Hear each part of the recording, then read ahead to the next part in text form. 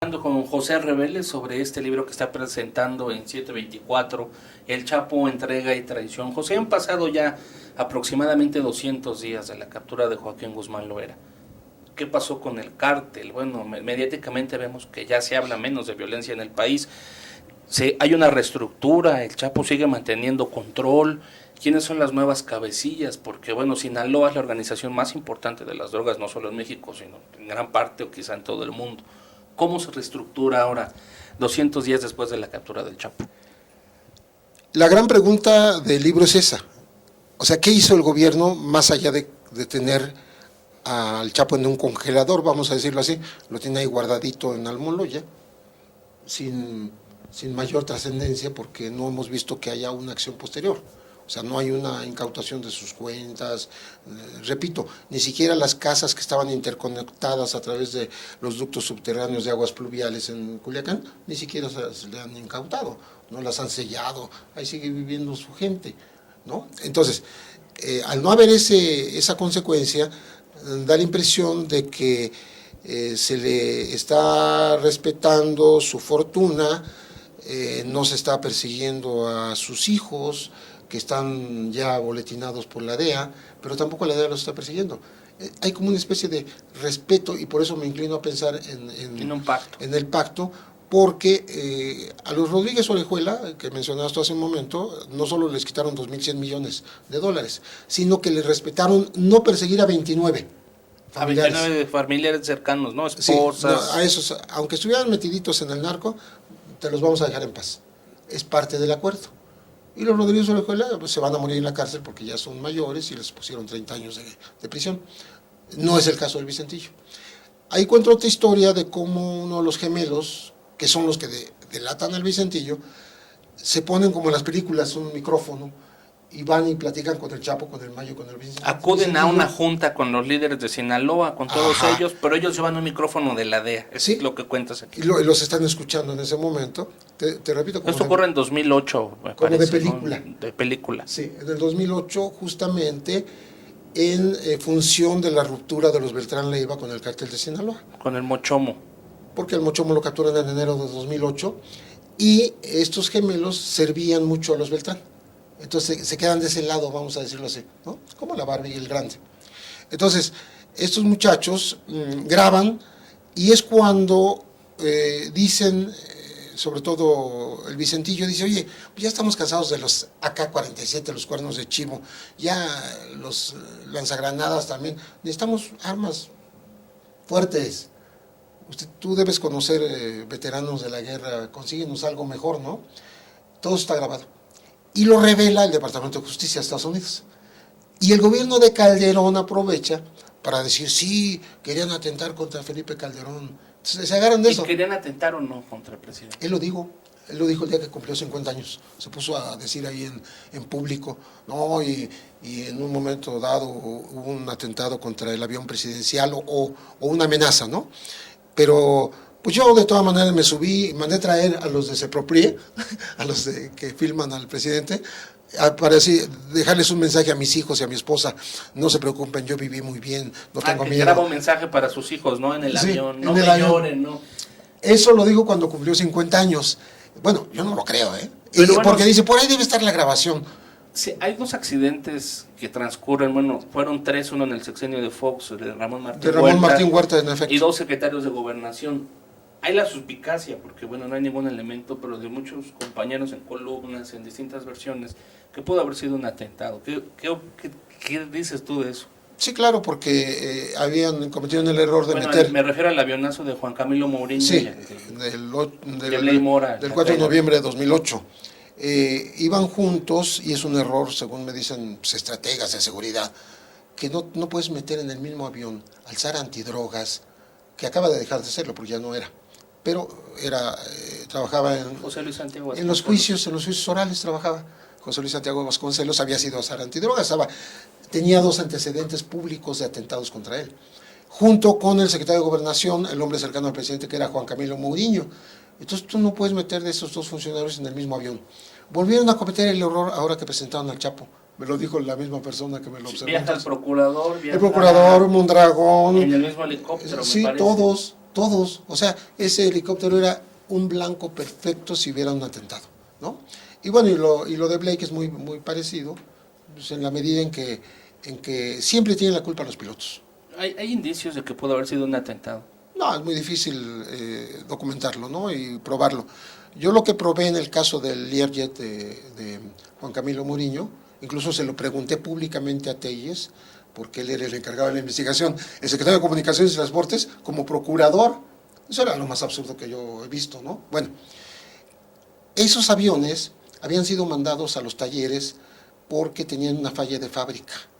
Tenían el estabilizador trasero, horizontal trasero, falla de origen. Ya ves que con los carros ocurre lo mismo. Hay un defecto y todos los Mercedes o todos los que van al taller, ¿no?, a que le hagan un cambio, un mantenimiento. Bueno, los Learjet, como el que se cayó, ahí en Las Lomas, tenían esa falla. Bajaron 200 en Estados Unidos. Y con más razón, porque lo compraron usado. Lo que se comprueba es que era corrupta la compra. La compró el CISEN cuando el titular del CISEN era Eduardo Medina Mora, cuando el secretario de Gobernación se llamaba Santiago Krill, y lo compraron al mismo precio de si fuera nuevo, y era un taxi aéreo en Suiza, ¿no? Entonces se lo dan al director del CISEN y luego al secretario de Gobernación. Entonces tenía esa falla, y muy posiblemente quien tumbó ese jet, como alguien escribió, fue la corrupción. Fue la corrupción. O sea, un atentado corrupto. Tocas muchos datos impresionantes que se van tejiendo la captura del Chapo, pero que de cierta forma coinciden uno con otro, lo vacilando, como es la salida previa de Caro Quintero. Caro Quintero fue uno de los primeros jefes del Chapo cuando todavía era sí, el sicario. Chapo era un joven sicario. ¿Tiene que ver la salida de Caro Quintero con la captura del Chapo? ¿Es simple casualidad o no tiene nada que ver con eso? Yo ligo todos los 4 acontecimientos. La salida de Caro Quintero, que todo el mundo debe haberse dado cuenta, o sea, la DEA, el Consejo de la Judicatura, la PGR, que es el fiscal acusador, ninguno parece haberse dado cuenta que ya se iba, porque le estaban dando amparos y lo habían cambiado de la cárcel de alta seguridad de Puente Grande a la cárcel estatal, también en Puente Grande, pero es otra cárcel, mucho más laxa. Si no se dan cuenta de eso, pues entonces no están haciendo su trabajo. Yo pienso que también hubo una especie de, oye, voy a poner un poquito de orden con tus ex discípulos, ¿no? Y sale Caro, y cuando sale, luego la DEA dice, agárrenlo otra vez y mándenme a los Estados Unidos porque debe la muerte de Camarena, ¿sí? Entonces, mucho espectáculo mediático, mucho escándalo, pero en la realidad no creo que lo vayan a agarrar jamás. Pero además, 2 meses antes, a Caro Quintero, la DEA lo había vuelto a colocar como de los más peligrosos enemigos de Estados Unidos en el mundo, 2 meses antes. Él sale en agosto 9 y este boletín es de junio. Y lo pone con nombre de 15 empresas y 18 colaboradores. O sea, clarito, lavando dinero de él y del azul Juan José Esparragosa. Y aún así se sale libre de la cárcel, pero bueno, entonces ese es un acontecimiento. El segundo es el Vicentillo cantando en todo lo cantable ante la DEA y las otras agencias de inteligencia de Estados Unidos desde hace año y medio, ya lleva año y medio en eso. El acuerdo está firmado en marzo de 2013, ¿ok? Tercero, la recaptura del Chapo. Cuarto, la autodesaparición del Azul. El Azul.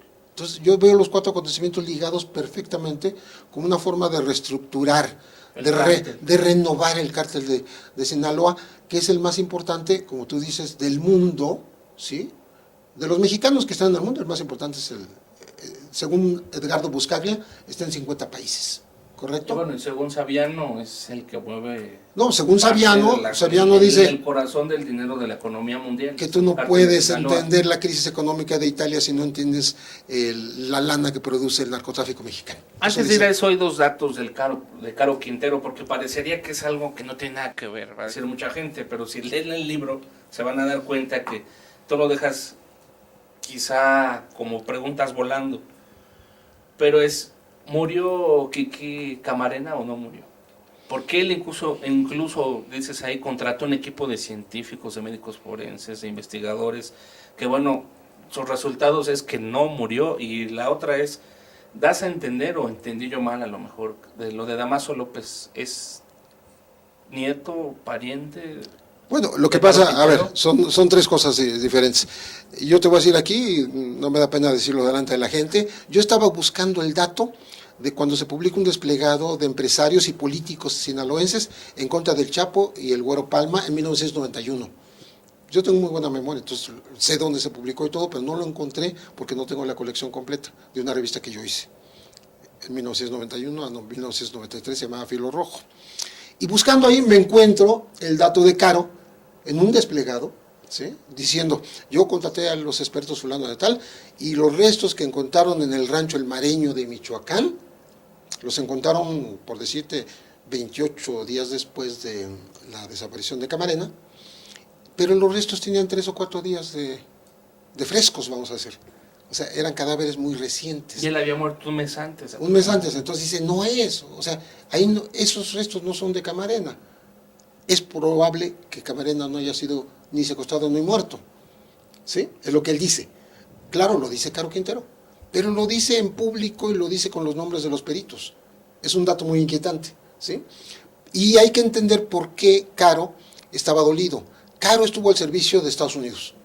Cuando descubren el rancho Búfalo en 1984, es una agroindustria de marihuana, las cifras son impresionantes. Encontraron 11,000 toneladas de marihuana ya empaquetada o seca. Encontraron a 11,000 a 13,000 peones como trabajo esclavo, que los reclutaron y los tenían trabajando allá adentro. Los vigilaba el ejército y un ejército de sicarios, ¿no? Y era droga que iba a inundar el mercado de Estados Unidos y el que fuera necesario para sacar dinero y dárselo a la contra nicaragüense. Estamos hablando de la bronca del Irán Contras, pero en México. Y Caro Quintero era el delegado para hacer ese negocio por la DEA. Entonces, él tiene esos antecedentes y por tanto... Lo traicionaron también. Por tanto, era hasta amigo de Camarena. Damaso López, el Minilig, es hijo de este jefe de custodios del altiplano de Puerta Grande, dices, Sí, de Puente Puente donde Grande. estuvo Chapo, donde escapa. Y bueno, ahora su hijo, él sale, lo contrata en el cártel, es uno de sus Ahí sicarios. nació. Y ahora es el Minilig, hijo de esta persona, del que se habla podría ser ya uno de los sucesores de Chapo. Los dos podrían ser los sucesores. O uno de los líderes, pero tú también mencionas que se apellida Caro. Sí. ¿Cómo es esto? Se llama, así se apellida. Mira, todos los grupos criminales, los dedicados al tráfico de drogas en México, son familiares. Están los y las Arellano, son 13, ¿sí? Más los parientes, sobrinos y demás. Ya el último dirigente del cártel de Tijuana era sobrino, o sea, hijo de Nedina, ¿no? En Sinaloa pasa lo mismo. Están todos los hijos del Chapo, están todos los hijos del Mayo, están todos los hijos del Azul. Incluso entre ellos hay relación, ¿no? Entre el Mayo, entre el Chapo. El Mochomo era cuñado del Chapo, por decirte algo, ¿sí? Esparragosa está casado con una hermana de los Beltrán. Sí. Están cruzados, ¿no? Hay lazos consanguíneos también. Absolutamente, consanguíneos, y a veces, aunque no haya consanguinidad, basta con que seas compadre. A veces ser compadre es más fuerte el lazo que la sangre.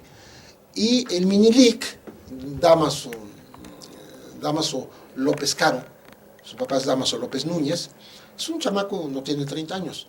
25, más o menos. Tiene toda la lana del mundo.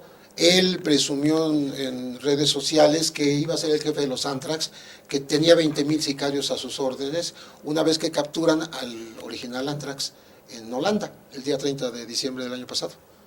Ahí lo capturaron, el fin fue a pasear allá y ahí lo agarraron. Y es un caso curiosísimo, para que se vea cómo somos dependientes de Estados Unidos. Estados Unidos se lo pide a Holanda en extradición y ya se lo entregó. ¿Y México?